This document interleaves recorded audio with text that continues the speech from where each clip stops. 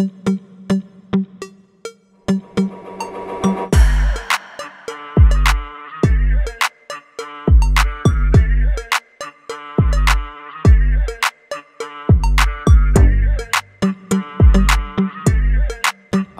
herkese merhabalar.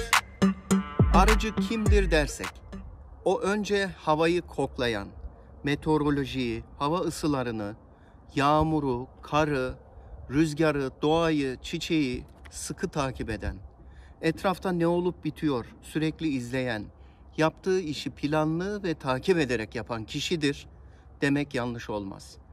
Arıcı, araştırmacı ve dikkat sahibi kişidir.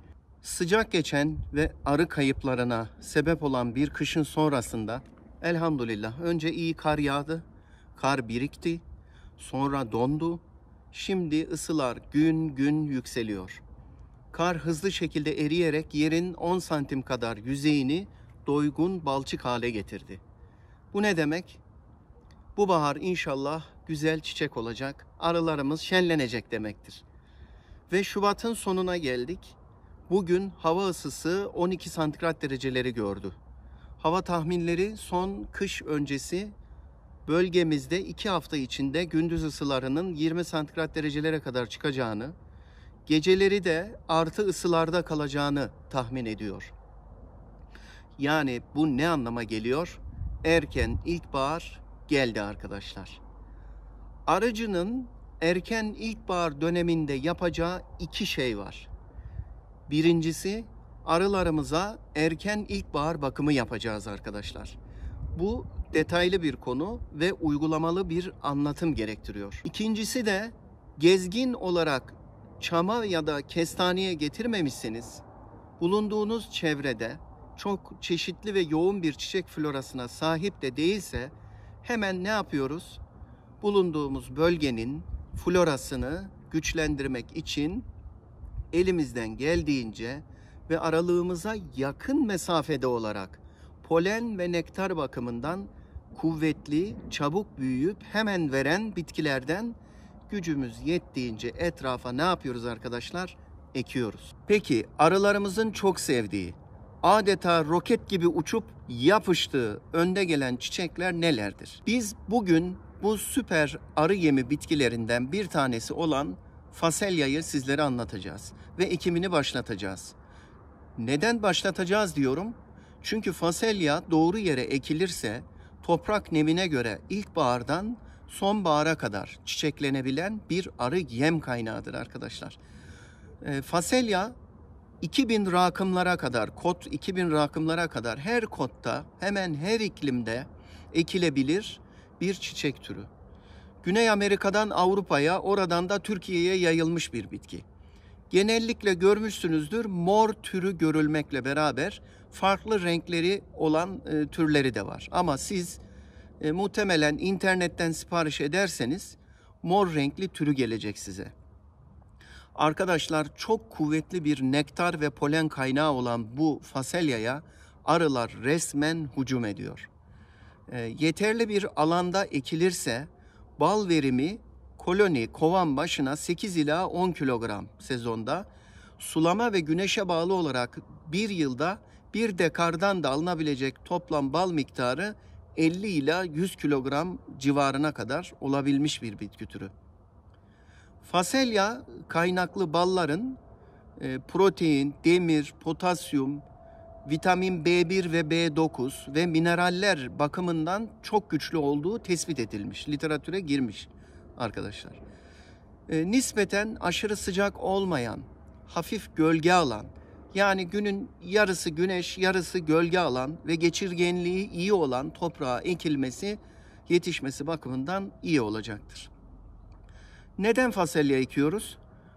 Arkadaşlar her bölgede olmasa da tam bal sezonu öncesinde doğada Mayıs ayının ortasından bazen Haziran ayının ortasına kadar süren çiçek yönünden kurak bir dönem oluyor. Arılar o arada stokları tüketirler. Bu sebeple arıcılar bu dönemde kovanlara destekleme yapar arkadaşlar.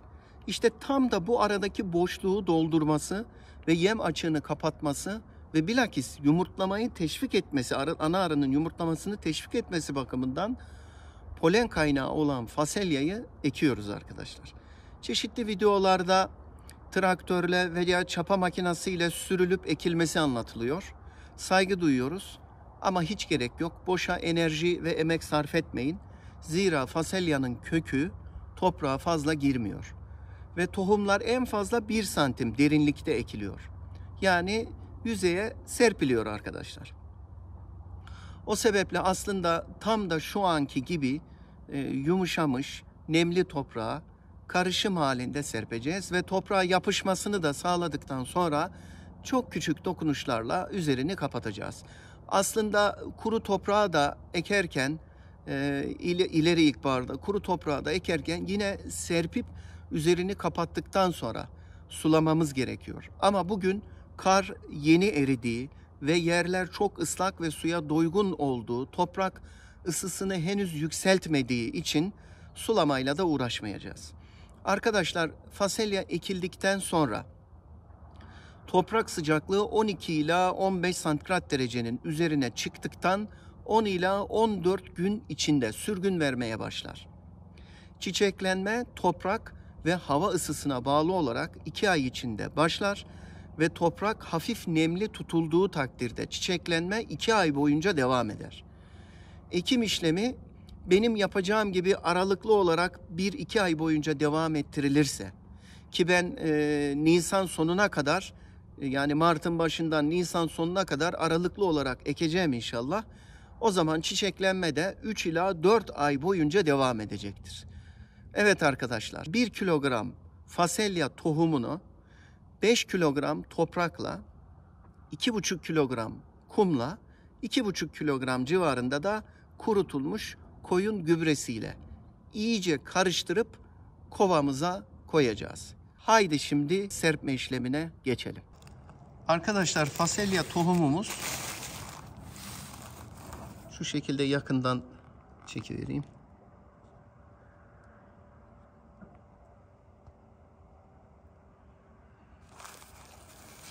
Şu şekilde bir tohum arkadaşlar.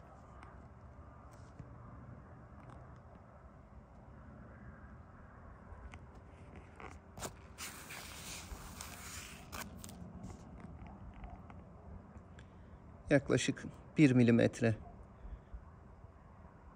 genişliğinde, 1,5-2 milimetre uzunluğunda bir tohum. Arkadaşlar, böyle 1 kilo kadar fasulye tohumunu, 2,5 kilo kadar kuru koyun gübresiyle, 2,5 kilo kadar kum ve yaklaşık 5 kilo kadar da bahçe toprağıyla iyice homojen şekilde, içinde dağılacak şekilde karıştırıyoruz arkadaşlar.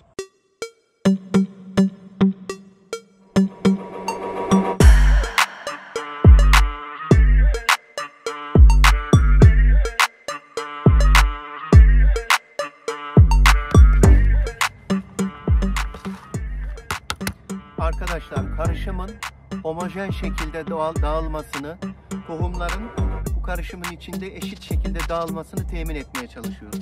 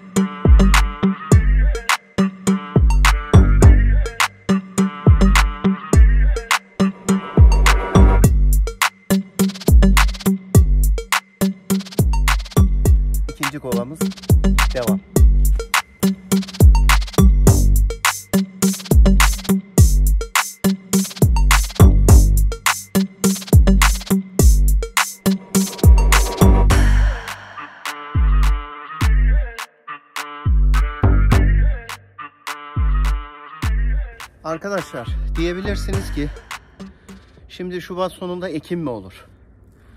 Amacımız, şu an toprağımız yaklaşık bir 8-10 santim aşağıya kadar balçık çamur halde.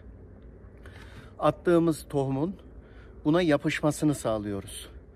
Şu anda çıkması değil amacımız. Toprağa yapışması ve ona girmesi. Ve fırça süpürge ile, ki siz bunu bir dal çalı grubuyla birlikte de yapabilirsiniz. Çünkü tırmıkla yaparsanız derine gider. Çıkmasında zorluk olabilir arkadaşlar. Fırça süpürge ile şöylece üzerine çok hafiften mevcut o balçık çamurlu toprağı da çektirdiğimiz zaman toprağa iyice yapışıp yaklaşık bir 1 santim içine girecektir. Daha sonra hava ısısı önce, sonra toprak ısısı 10-15 santigrat derecelere çıktığında, ki o da şöyle Mart'ın ortası gibi falan gösteriyor, Mart'ın sonuna doğru. O ikinci kış dönemi, birkaç günlük bir kış var o araya geçtikten sonra. Daha sonra Nisan'ın başlarına doğru Allah'ın izniyle inşallah tohum harekete geçecek. Ve bunlar bir miktar belki fireyle olacak. Ama inşallah şöyle Nisan'ın sonuna doğru yavaş yavaş çıkmaya başlayacaklar. Ekin vermeye başlayacaklar. Şimdi biz tabii bugün ektiğimizle bitirmiyoruz olayı.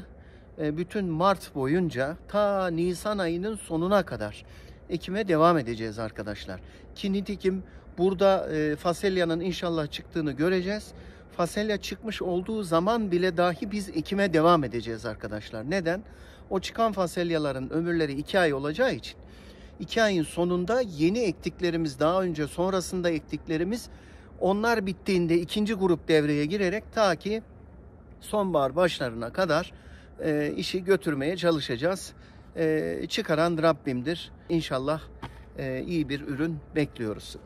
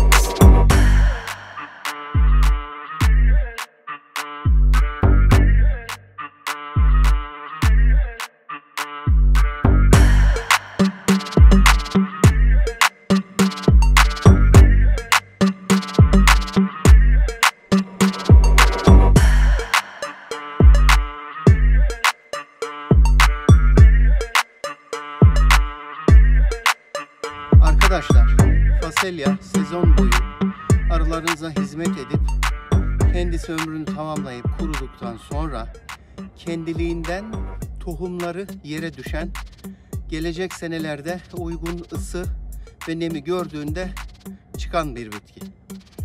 Eğer tohumunu almak istiyorsanız çok kolay. Kuruduktan sonra o üst tohumlu kısımlarını sıyırıp alıyorsunuz. Bir bezin üzerinde, temiz bir bezin üzerinde yayıyorsunuz. Zaten kendisi bir müddet sonra tohumlarını bezin üzerine bırakacaktır. Kalan artıkları atıyorsunuz, tohumları alıyorsunuz, onları biraz daha iyice kurutuyorsunuz ve rafınıza kaldırıyorsunuz. Gelecek sene yine aynı bölgeye ekiyorsunuz. Şimdi kendiliğinden tohum düşüp de gelecek sene tekrar çıkarsa, orada aralarda başka bitkiler de çıktığı için yeterince verimli olmayabilir. O zaman ne yapmanız lazım? Çok seneli bir bitki bu, yonca gibi. Fakat o zaman ne yapmanız lazım? Önümüzdeki yıl ayıklama yapmanız lazım. Yani fasulye ekim vermeye başladığı zaman o zaman aralarında ayıklama yapıp fasulyeleri bırakmanız lazım. Değilse sonraki yıl bu tohumları alıp sonraki yıl doğrudan alanı temizlerseniz, yeni baştan ekerseniz daha kolay bir ekim işlemi oluşacaktır. Arkadaşlar, hepinize bereketli, şifa dolu bir sezon dilerim. Allah'a emanet olun.